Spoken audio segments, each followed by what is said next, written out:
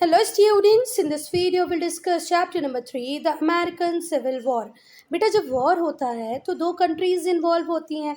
जैसे सपोज करो इंडिया और पाकिस्तान का वॉर हो जाए, चाइना इंडिया का वॉर हो जाए, या अभी आप लोग अगर न्यूज़ देख रहे होंगे तो आपने न्यूज़ में बहुत बार सुना होगा किसकी लड़ाई अभी चल रही है बच्चा, किसके बीच में वॉर हो रहा है, रशिया और यूक्रेन के बीच में वॉर हो रहा है। ठीक है, चलो ये तो एक एक कंट्री लड़ रही है, पर जब वर्ल्ड वॉर 1 हुआ था और जब वर्ल्ड वॉर 2 हुए थे तो पूरी दुनिया लगभग इनमें इन्वॉल्व हो गई थी। पर बेटा इन सब से अलग होता है सिविल वॉर। जब हम सिविल वॉर की बात करते हैं यहाँ पर दो कंट्री इन्वॉल्व नहीं होती, ये वॉर एक ही कंट्री के बीच में होता है। ठीक है बात, जब एक ही कंट्री के कुछ पार्ट्स किसी दूसरे पार्ट से लड़ने लगे तो इसे हम क्या कहते हैं, सिविल वॉर। जैसे हमारे नॉर्थ इंडिया में कौन से स्टेट्स आएंगे, बिहार, यूपी, मध्य प्रदेश, पंजाब, हरियाणा। सपोज करो ये सदर्न स्टेट से लड़ने लग जाए, केरला, कर्नाटका, आंध्र प्रदेश, महाराष्ट्र से, तो इसे क्या हम बोलेंगे कि भाई इंडिया में क्या हो रहा है, सिविल वॉर। तो क्या बात समझ में आ गई? जब सिविल वॉर होता है तो यहाँ पर एक ही कंट्री के बीच में होता है, एक ही कंट्री का एक पार्ट दूसरे पार्ट से किसी बात को लेके लड़ने लगता है। ठीक है, अब हम इस चैप्टर में अमेरिकन सिविल वॉर पढ़ेंगे, मतलब अमेरिका के ही नदर्न पार्ट और सदर्न पार्ट के बीच में जो लड़ाई हो रही थी हम उसको डिस्कस करेंगे। ठीक है, चलो क्या क्या पढ़ने वाले हैं। तो पहले तो हम रीजंस देखेंगे बेटा कि कॉन्फ्लिक्ट के क्या रीजंस थे, क्यों नदर्न स्टेट्स और सदर्न स्टेट्स के बीच में लड़ाई स्टार्ट हुई, कि कौन से कॉन्फ्लिक्ट थे, पहले हम उनको डिस्कस करेंगे। फिर हम देखेंगे कि ये जो सिविल वॉर हुआ इसके पीछे क्या कारण थे।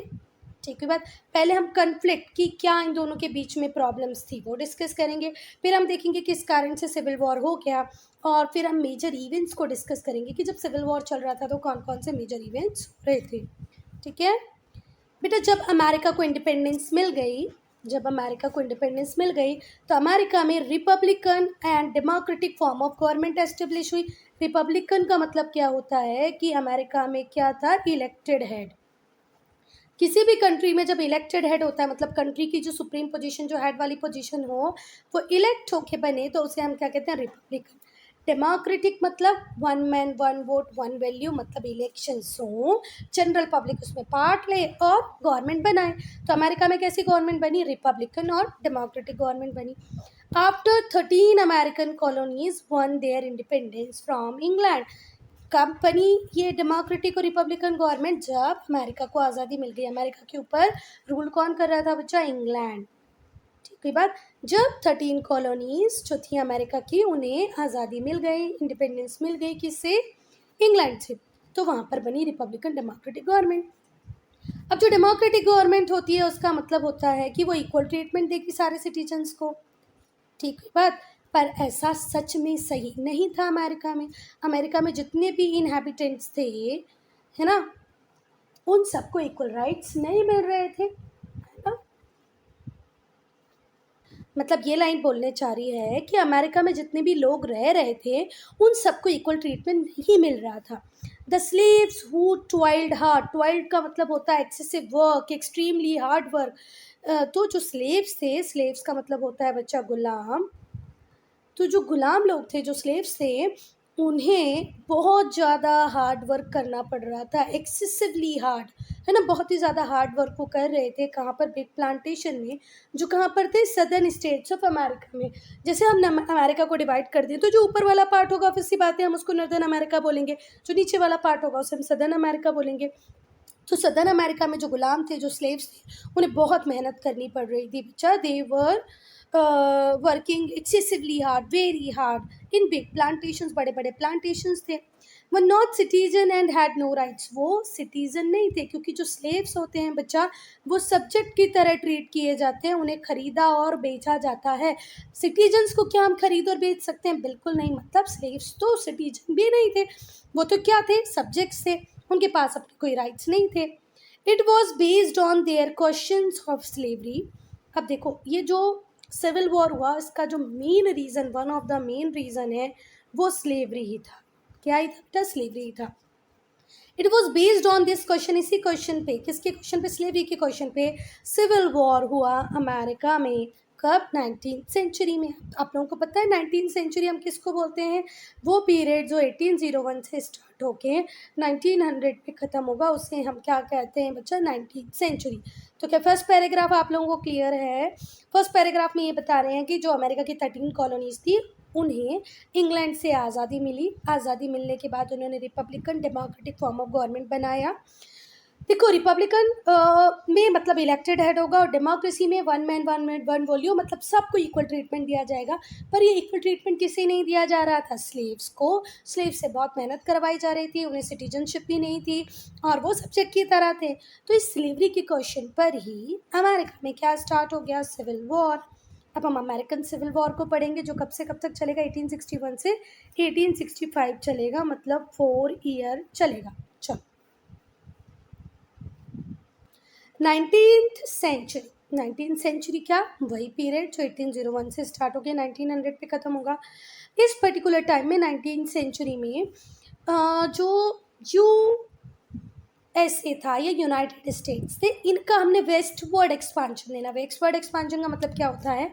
जो शुरुआत में जो 13 कॉलोनीज थी जिन्हें बाद में आज़ादी मिली वो इस तरीके से बसी हुई थी। यहाँ पर थी 13 कॉलोनीज, मतलब जो नॉर्थ अमेरिका है उसके ईस्टर्न कोस्ट पे थी। सिर्फ कहाँ पर थी? ईस्टर्न कोस्ट पे थी ये 13 कॉलोनीज़। पर जब आज़ादी मिल गई इन्हें इंग्लैंड से तो इनका एक्सपांशन वेस्टवर्ड होने लगा, मतलब यहाँ स्टेट बनने लगे, यहाँ स्टेट बनने लगे, फिर धीरे धीरे करके यहाँ स्टेट बनने लगे। मतलब अब अमेरिका वेस्टवर्ड एक्सपांड हो रहा है। अमेरिका नहीं, यूनाइटेड स्टेट्स। कौन एक्सपांड हो रहा है? United states. बेटा नॉर्थ अमेरिका तो एक कॉन्टिनेंट, साउथ अमेरिका एक कॉन्टिनेंट है। अब नॉर्थ अमेरिका में एक कंट्री है अमेरिका जिसे हम यूनाइटेड स्टेट्स बोल रहे हैं, हम उसकी बात कर रहे हैं। ठीक हुई बात? पहले सिर्फ ईस्टर्न स्टेट्स थे जहाँ पर यूनाइटेड स्टेट्स थे, अब ये वेस्ट की तरफ भी फैलेंगे। ठीक हुई बात? चलो the beginning of 19th century, जब 19th सेंचुरी का बिगिनिंग हुआ तो वेस्टवर्ड एक्सपांशन हुआ यूनाइटेड स्टेट्स का। अब यहाँ पर इंडस्ट्रियल डेवलपमेंट भी होगा और वो भी अनप्रेसिडेंट स्केल पे, मतलब एक बहुत बड़े स्केल पे जिसको पहले किसी ने प्रिडिक्ट नहीं किया था कि इस लेवल तक इंडस्ट्रियलाइजेशन यूएस में हो जाएगा। अनप्रेसिडेंटेड जो वर्ड है उसका मीनिंग ये है कि बच्चा जिसके रिगार्ड में कभी पहले किसी ने सोचा भी नहीं था। ठीक है, इस तरीके से ये होगा। इतना डेवलपमेंट, इंडस्ट्रियल डेवलपमेंट अमेरिका का हुआ। The very process of economic growth and physical expansion, ये जो इकोनॉमिक ग्रोथ हो रहा था, ये जो फिजिकल एक्सपांशन हो रहा था, यहीं से शुरू होता है, प्रवोक होता है सेक्शनल कॉन्फ्लिक्ट। ठीक है बात? यहीं से कहीं ना कहीं शुरुआत होगी किसकी? कॉन्फ्लिक्ट की। That could resolve only by civil war, जिस मतलब ऐसा मान लिया गया कि इसको सिर्फ सिविल वॉर ही सॉल्व कर सकते हैं, क्योंकि अदरवाइज तो एक मत ये लोग नहीं हो पा रहे थे। मतलब एक मत क्या, मतलब एक डिसीजन नहीं ले पा रहे थे। नदर्न स्टेट्स बोल रहे थे स्लेवरी को बैन करो, सदर्न स्टेट्स बोल रहे थे नहीं स्लेवरी चलती रहेगी। नदर्न स्टेट्स का इकोनॉमिक डेवलपमेंट बहुत तेज़ी से हो रहा था, वहाँ इंडस्ट्रीज़ आ रही थी, अर्बन सेटलमेंट बढ़ रहे थे। पर वहीं सदर्न स्टेट्स में तो ऐसा कुछ भी नहीं हो रहा था, है ना। तो यहीं से शुरू होता है सेक्शनल कन्फ्लिक्ट, जो किस पे ख़त्म होगा? सिविल वॉर पे ख़त्म होगा। सिविल वॉर जो था, और बेटा इस सिविल वॉर की शुरुआत, इस झगड़े की शुरुआत, एम्ब्रॉयल्ड मतलब होता है झगड़ा, घपला। ठीक है, तो ये जो सिविल वॉर था ये किस क्वेश्चन पे हुआ बच्चा? ये स्लेवरी के क्वेश्चन पे हुआ। जो इंडस्ट्रियल नॉर्थ था and the plantation based south था, साउथ में प्लांटेशन में काम हो रहा था, बड़े बड़े प्लांटेशंस थे जहाँ पर टी, कॉफ़ी, इंडिगो को ग्रो कराया जा रहा था। ठीक है, नॉर्थ में जहाँ इंडस्ट्रीज एक्सपांड कर रही थी, इंडस्ट्रियल एक्सपांशन हो रहा था, वहीं पर साउथ में बड़े बड़े प्लांटेशन थे जहाँ पर शुगर केन, इंडिगो, कोको, इन सबको ग्रो कराया जा रहा था। Having two different views on it. ठीक है, तो स्लेवरी को लेकर के दोनों के अलग अलग व्यूज़ थे। इंडस्ट्रियल नॉर्थ अलग सोच रहा था और साउथ कुछ अलग सोच रहा था। ठीक हुई बात? तो जो स्टेट्स थे बच्चा, जो नॉर्थ में थे, है ना, यूनाइटेड स्टेट्स ऑफ अमेरिका के नदर्न पार्ट में जो स्टेट्स थे वहाँ पर मैन्युफैक्चरिंग इंडस्ट्रीज थी। They look for government policies, ये ऐसी गवर्नमेंट पॉलिसीज़ चाहते थे जो प्रमोट करे बढ़िया स्ट्रॉन्ग इंडस्ट्रियल इकोनॉमी को। देखो अब सरकार एक है ना पूरे अमेरिका की, मतलब यूनाइटेड स्टेट्स की। सदर्न स्टेट्स क्या चाहेंगे कि सरकार ऐसी पॉलिसीज़ बनाए जिससे एग्रीकल्चर ग्रोथ बहुत ज़्यादा हो, प्लांटेशन ग्रोथ ज़्यादा हो। पर जो नदर्न पार्ट है जहाँ पर इंडस्ट्रियल डेवलपमेंट हो रहा है बेटा, वो क्या चाहेंगे कि गवर्नमेंट ऐसी पॉलिसीज़ बनाए जिससे इकोनॉमिक अपहोल्ड मिले, इकोनॉमिक ग्रोथ मिले, है ना, इंडस्ट्रियल इकोनॉमी बहुत आगे की तरफ जाए। जो इंडस्ट्रियल नॉर्थ था वो चाहता था कि सारे स्लेव्स को फ्री कर दिया जाए, जिससे ज़्यादा से ज़्यादा फ्री लेबर मिले फैक्ट्रीज़ के लिए। देखो, ये जो स्लेव्स हैं ये अभी जो गुलाम हैं अभी कहाँ पर काम करें, प्लांटेशन में काम कर रहे हैं। इन्हें अगर हम फ्री कर देंगे तो इन्हीं लेबर से हम फैक्ट्रीज़ में काम कराएंगे। ऐसे किसकी इच्छा थी? नॉर्थ वाले पार्ट के अमेरिकन्स की, है ना। समझ में आ गई बात। नॉर्थ में फैक्ट्री बढ़ रही है तो वहाँ पर लेबर्स की आ रही है कमी, तो ये बोल रहे हैं कि लेबर्स को फ्री कर दो। देखो, लेबर्स को आप वैसे भी एक अच्छा ट्रीटमेंट नहीं दे रहे हो, हम उन्हें वर्कर बनाएंगे, उन्हें प्रॉपर सैलरी देंगे, कई बार उनके रेसिडेंस का इंतज़ाम भी कर देंगे, उन्हें इतना इम्प्रॉपर ट्रीटमेंट नहीं देंगे, इतना बुरा जितना आप लोग दे रहे हो, तो आप सारे स्लेव्स को फ्री कर दो। पर वहीं साउथ के स्टेट्स चाहेंगे भैया हमारा तो प्लांटेशन का काम ही नहीं हो पाएगा अगर हम स्लेव्स को फ्री कर देंगे, हमारा जो प्रॉफिट है वो किसकी वजह से ही आ रहा है? स्लेव्स की वजह से ही आ रहा है, हम कैसे इन्हें फ्री कर दें? ऐसा तो पॉसिबल है ही नहीं। बेटा ये है अटलांटिक ओशन और ये east coast of United States. पहले ये 13 कॉलोनी यहीं थी, बाद में इसका वेस्टवर्ड एक्सपांशन हुआ, तो ये सारी कॉलोनीज बाद में बनी हैं, ठीक है बेटा। अब जो सदर्न स्टेट्स हैं हमारे, मतलब यूनाइटेड स्टेट्स के साउथ में जो स्टेट्स हैं वहाँ पर प्लांटेशन का काम हो रहा है, वहाँ पर कॉटन और शुगर दोनों ग्रो की जाती है। एक टाइम ऐसे आया कि अमेरिका में कॉटन की डिमांड बहुत ज़्यादा बढ़ गई क्योंकि बहुत सारी टेक्सटाइल मिल्स लग गई, बहुत सारी फैक्ट्रीज आ गई। कहाँ पर? लैंकशायर, ग्रेट ब्रिटेन में, ठीक है। ग्रेट ब्रिटेन में एक सिटी है लैंकशायर जहाँ पर बहुत सारी टेक्सटाइल मिल्स आई। अब टेक्सटाइल मिल आएंगी जो कॉटन क्लॉथ बनाएंगी, उनको रॉ मटेरियल के फॉर्म में तो क्या चाहिए पड़ेगा बेटा? कॉटन चाहिए ही पड़ेगा। तो वो अपना कॉटन कहाँ से मंगवाती थी? रॉ कॉटन कहाँ से मंगवाती थी? यूनाइटेड स्टेट्स से मंगवाती थी। तो यूनाइटेड स्टेट्स में कॉटन की डिमांड बहुत ज़्यादा बढ़ गई। अब बेटा जो कॉटन है वो बहुत ही लेबर इंटेंसिव क्रॉप है, मतलब कॉटन अगर आपको ग्रो करना है तो ज़्यादा से ज़्यादा लेबर की रिक्वायरमेंट आएगी। It means southern states require more slaves. जितना ज़्यादा कॉटन प्रोडक्शन करना है उतने ज़्यादा स्लेव्स की रिक्वायरमेंट आएगी। कहाँ पर? साउथ में, है ना। पर नॉर्थ के स्टेट्स तो क्या बोल रहे हैं? ये स्लेव्स को फ्री कर दो। तो ऐसा तो अभी पॉसिबल हो नहीं पाएगा। These gave rise to the demand for more labourers, और जितनी ज़्यादा कॉटन की डिमांड उतनी ज़्यादा लेबर की डिमांड भी हो जाएगी, क्योंकि कॉटन ग्रो करना लेबर इंटेंसिव इंडस्ट्री है, बहुत ज़्यादा लेबर लगते हैं। तो जो इकॉनमी थी प्लांटेशन रिच सदर्न स्टेट्स की वो हैवीली डिपेंड करती थी स्लेव लेबर पे। स्लेव्स को अफ्रीका से लाया जाता था और उन्हें फोर्स किया जाता था कि भाई अब तुम प्लांटेशंस में काम करो। A conflict was there for inevitable, और अब तो कॉन्फ्लिक्ट होना निश्चित ही है क्योंकि नदर्न स्टेट्स और सदर्न स्टेट्स के व्यूज़ बिल्कुल वेरी कर रहे हैं, डिफरेंट है। किसको लेकर के? स्लेवरी को लेकर के। नदर्न स्टेट्स कह रहे हैं स्लेव्स को फ्री करो तो ये हमारे यहाँ लेबर का काम करें। सदर्न स्टेट्स बोल रहे हैं भाई हमें कॉटन की डिमांड को पूरा करना है, इंग्लैंड की, ब्रिटेन की, तो हमें तो ज़्यादा से ज़्यादा स्लेव्स लेके आने पड़ेंगे, ज़्यादा से ज़्यादा स्लेव से काम कराना पड़ेगा। तो अब तो भैया कॉन्फ्लिक्ट होगा ही होगा। स्लेव्स कहाँ से आते थे बेटा? ये ध्यान रखना, अफ्रीका से आते थे। Now one by one will read the causes of conflict, कि भैया ये जो झगड़ा हुआ, ये लड़ाई हुई, इसके पीछे कारण क्या थे? कारण मतलब पता होता है ना तुमको, इसके पीछे कारण क्या थे? चलो, तो पहला था इशू ऑफ स्लेवरी। ये जो गुलामी था ये सबसे बड़ा कारण था। मिड सेंचुरी तक जो स्लेवरी थी एक बर्निंग इशू बन चुकी थी पूरे वर्ल्ड में। बहुत सारी जो कंट्रीज़ थी इंक्लूडिंग ब्रिटेन और डिफरेंट अदर कंट्रीज़, उन सब ने स्लेवरी को बैन कर दिया था।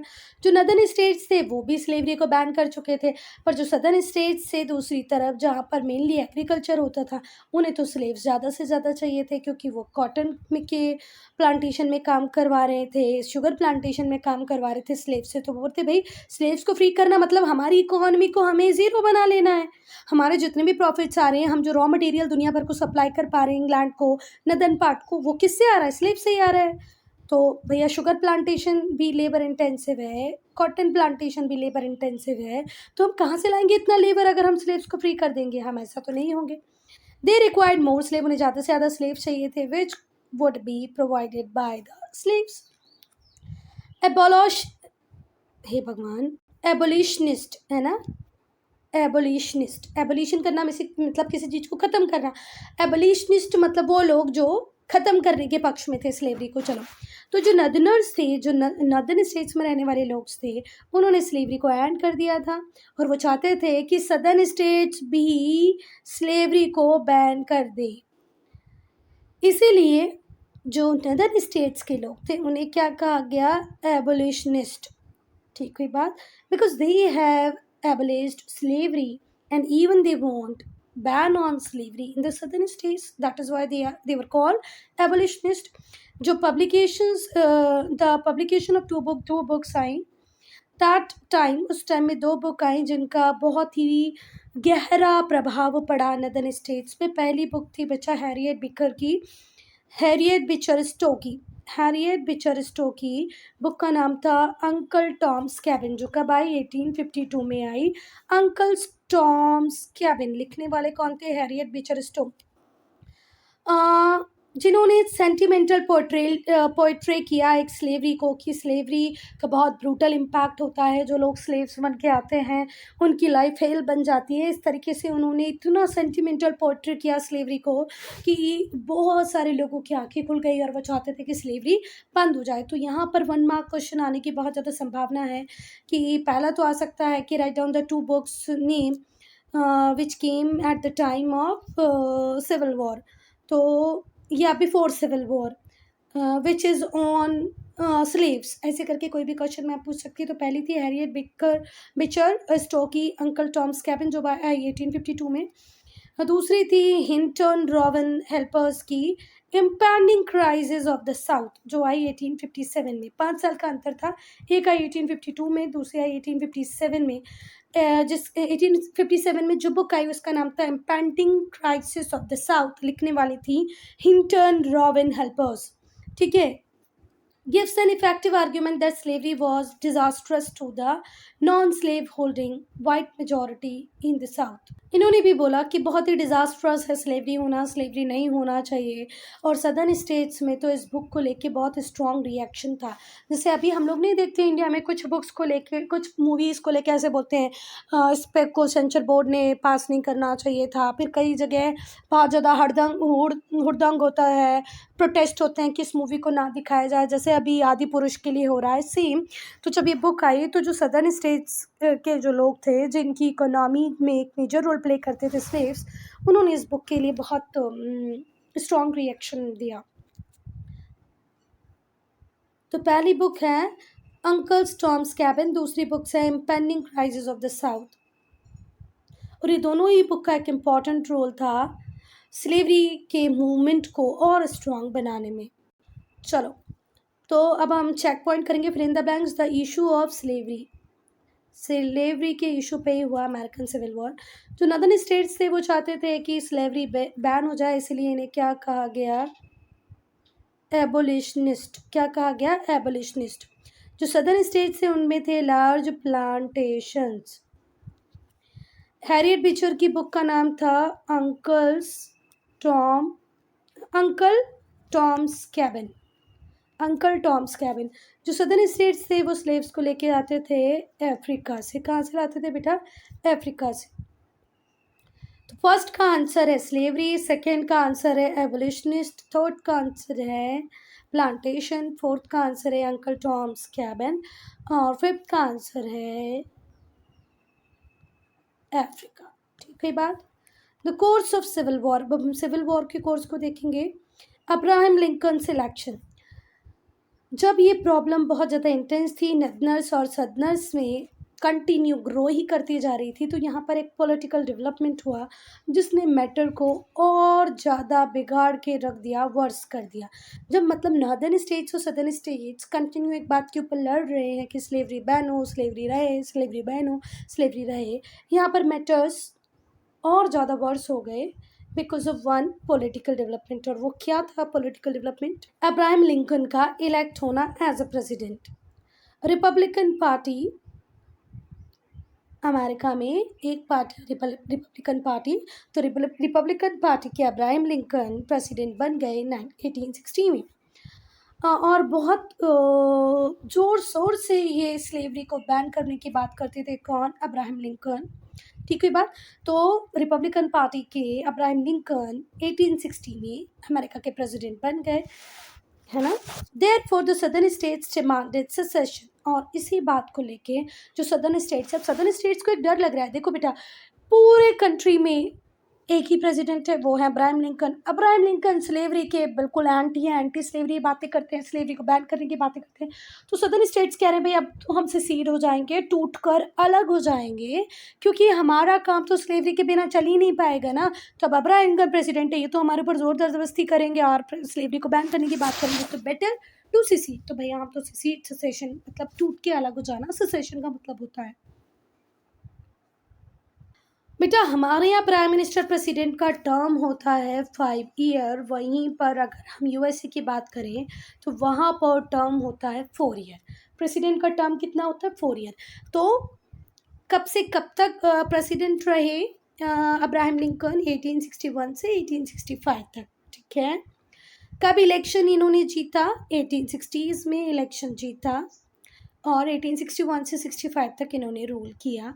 तो Abraham Lincoln is one of the tallest personality of American history. American history में कुछ 2, 4, 10, 15, 20 लोगों को हम जो बहुत ज़्यादा हाई प्रोफाइल मानते हैं, हाई प्रोफाइल पर्सनालिटीज़ मानते हैं, उसी में से एक अब्राहम लिंकन भी थे। इन्होंने 1861 से 65 तक यूनाइटेड स्टेट्स को एज अ प्रेसिडेंट सर्व किया।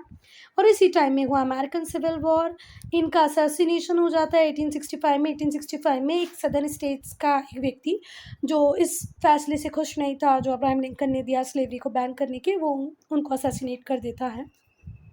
ये पहले अमेरिकन प्रेसिडेंट थे जिनका असैसिनेशन हुआ। कब? जब वो ऑफिस में ही थे। देखो असैसिनेशन किसी भी कंट्री के लिए कोई नई बात नहीं है। हमारे राजीव गांधी का असैसिनेशन हुआ, हमारे इंदिरा गांधी का असैसिनेशन हुआ, पर अमेरिका की हिस्ट्री में ये पहली बार था कि किसी एक्ट मतलब किसी रूलिंग प्रेसिडेंट मतलब जो अपने ऑफिस में ही हैं, जिसका टर्म पूरा नहीं है, उनका असैसिनेशन हुआ। Abraham Lincoln issued emancipation proclamation. इन्होंने बेचारे जो स्लेव्स थे उनको आज़ाद कर दिया था, उनके लिए एमेंसिपेशन प्रोक्लेमेशन इशू कर दिया था। ठीक है कि भैया अब जरा यही ध्यान से समझ लो, एमेंसिपेशन प्रोक्लेमेशन का मतलब क्या होता है। इसको अगर हिंदी में देखें तो इसका मतलब है मुक्ति उद्घोषणा। क्या? मुक्ति उद्घोषणा। मतलब प्रोक्लेमेशन का मतलब तो होता है किसी भी बात को जब लीगली बोला जाता है ना, उद्घोषणा। तो मुक्ति, एमेंसिपेशन मतलब मुक्ति। इन्होंने स्लेव्स को मुक्त कर दिया और मुक्त करते टाइम एमेंसिपेशन प्रोक्लेमेशन इशू किया जो डिक्लेयर करता था एमेंसिपेशन ऑफ स्लेव्स, स्लेव्स की मुक्ति, गुलामों की मुक्ति को इन 10 कन्फेडरेट स्टेट्स। कितने? 10 कन्फेडरेट स्टेट्स। 10 कन्फेडरेट स्टेट्स में इन्होंने स्लेवरी को पूरी तरह बैन करके, ख़त्म करके एमेंसिपेशन ऑफ स्लेव्स किया, मतलब स्लेव्स को मुक्त कर दिया। और एमेंसिपेशन प्रोक्लेमेशन का मतलब क्या होता है? मुक्ति उद्घोषणा। ठीक हुई बात। जो कन्फेडरेट स्टेट्स थे, जो सदर्न स्टेट्स थे, जिनको लीड कर रहे थे जेफरसन डेविस। ठीक है। जेफरसन डेविस किसकी साइड से लड़ रहे हैं बच्चा? सदर्न स्टेट्स की साइड से लड़ रहे हैं। सीसीडेड फ्रॉम यूएसए।